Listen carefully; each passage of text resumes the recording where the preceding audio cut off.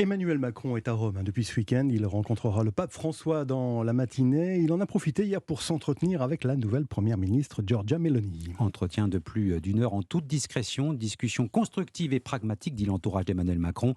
Giorgia Meloni, observée et surveillée de près par ses partenaires européens, eurosceptiques et souverainistes affirmés, la chef de file de l'extrême droite italienne s'apprête à prendre officiellement ses fonctions aujourd'hui.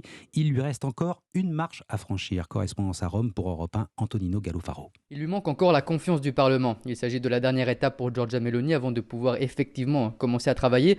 Elle est donc en train d'écrire son discours programmatique qu'elle présentera demain matin aux parlementaires. Et pas de doute, les élus lui apporteront leur voix. Sa coalition des droites jouit en effet de la majorité absolue au Sénat comme à la Chambre des députés. Parmi ses priorités, il y aura les dossiers urgents que lui a confiés Mario Draghi, son prédécesseur, la crise énergétique, les conséquences économiques sur les Italiens et la guerre en Ukraine. Son ministre des Affaires étrangères s'est même déjà entretenu avec son homologue ukrainien pour lui confirmer le soutien de l'Italie. Giorgia Meloni fait en effet tout pour assurer ses partenaires internationaux à partir du choix de certains ministres comme Antonio Tajani, justement l'ancien président du Parlement européen aux affaires étrangères, ou des figures modérées à des postes clés comme l'économie et les finances ou encore l'intérieur.